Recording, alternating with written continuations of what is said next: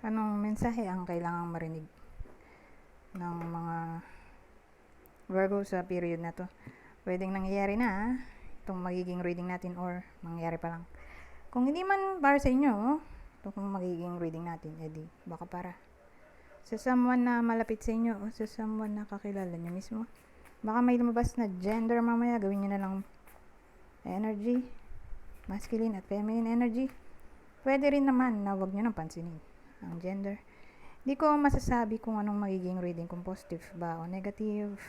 Depende sa kung anong mapipick up kong energy.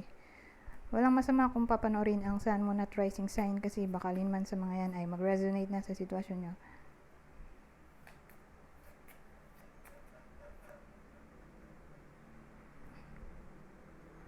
Naku, ganda nito. Yan, partner ano, mais.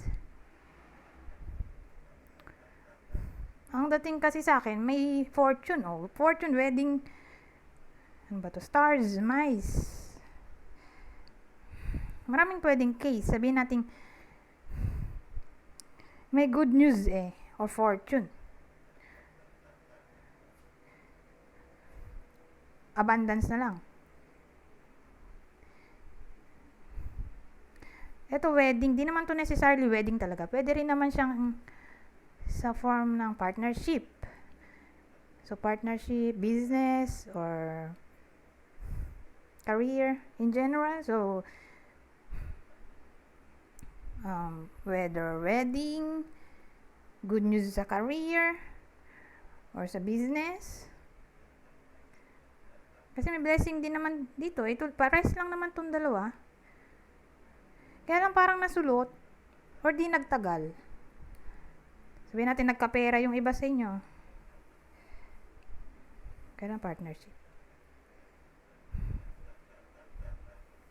Pera. Teka. May partnership kasi. Ay, may wedding Sabihin natin nagkaroon ng new work. Kaya lang baka mag-resign siya agad doon or pa-extend siya agad. Maganda yung work. Sabihin natin new work, mas tatama to sa new work.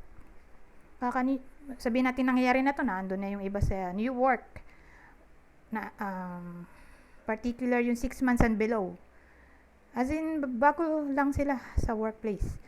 Whether nandun na sila sa workplace, 6 months and below pa lang sila doon, or mangyari pa lang, magkakaroon ng bagong work. Kasi, ang dating sa una, maganda yung salary, maganda yung pakikitungo. Bandang huli, ma-realize nila na toxic pala environment. Kasi, may mais tayo na parang unti-unting pineste yung buhay nila doon sa workplace.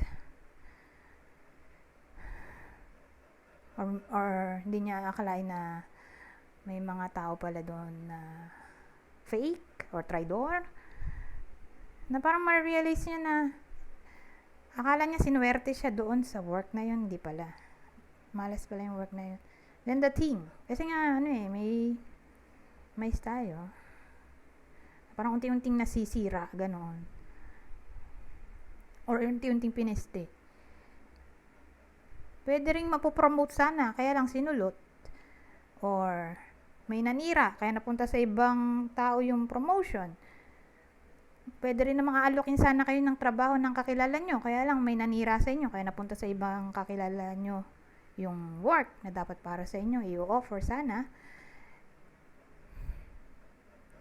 So in short, may blessings na paparating. Kaya lang nasulot, hindi nagtagal agad for some reason. Ayun. Nasulot or hindi nagtagal. Sasabihin sana pera, kaya lang din natin pwedeng sabihin pera dahil may ano nga tayo. Wedding. Kailangan mo kasing magtugma-tugma sila. Or pwede itong pregnancy. Kaya lang for some reason na miscarriage, OMG.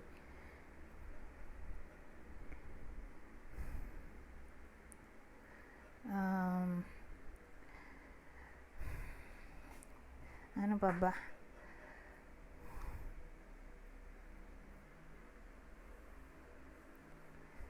So, blessing sana, kaya hindi nagtagal, di ba? Sagsi niya eh. Tulad ng pregnancy. Or baka inheritance. Pwede rin, di ba? Inheritance. Sinulot ng kapamilya nyo. Nangyayari naman yun sa totoong buhay. May ganun talagang eksena. Ano pa ba? Maisip. Or baka wedding sana. Kakasal sana, hindi natuloy. OMG. Huwag na natin pakabain yun at sad naman. Doon na tayo sa iba.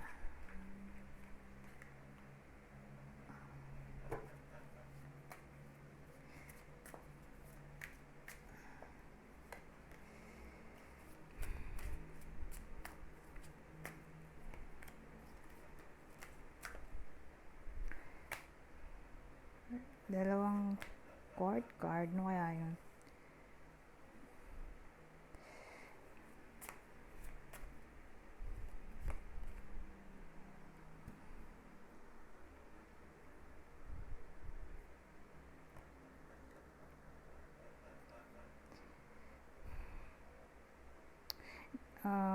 Iniisip ko kung pahihirapan ba kayo ng mga tao or mag-a-advise ang mga tao na huwag mag-give up.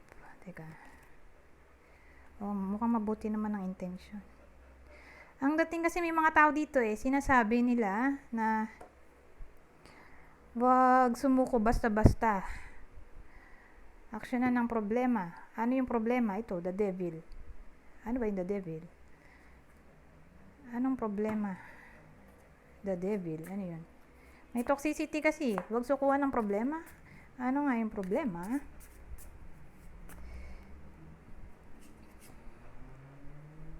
Well, ang Five of Swords ay maraming meaning. So, kunin nyo lang yung clue or information na sa tingin nyo fit sa sitwasyon nyo or sa kakilala nyo. Kasi pwede rin naman itong tumama sa kakilala nyo kung di para sa inyo. Kasi ang Five of Swords, ang natatandaan ko meaning ay pwede rin siyang may kinalaman sa deception. So, whether nagkaroon ng cheating or niloko kayo, umasa kayo sa wala, nangako, hindi tinupad, as in nagsinungaling,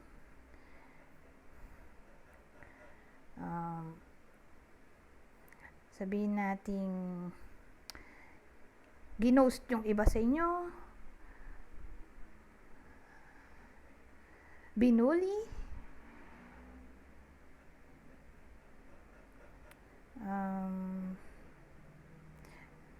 may ginawang anomalya na parang natapakan ng rights nyo,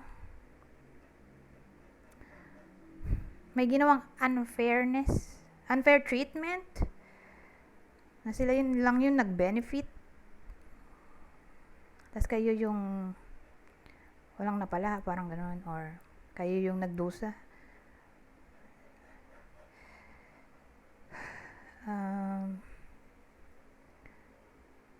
May taong taong walang commitment, ginost, nasabi ko na pala yan, ginost,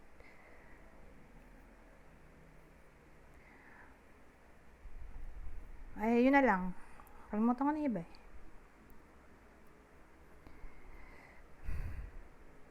So, yung mga tao dito na-advise. May mga tao malapit sa inyo na mag-advise na wag sumuko sa problema at ang problema yung mga sinabi ko. Okay? Yung negativity ay doon umikot sa Five of Swords na sinabi kong meaning. Pwede rin itong gaslighting or partner na narcissist, manipulative, ilang minuto na ba ito? Makakapag-isip pa ba ako?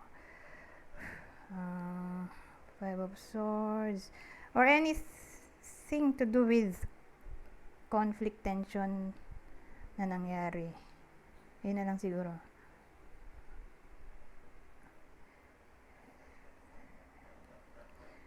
Ayan. Huwag sukuan ng problema.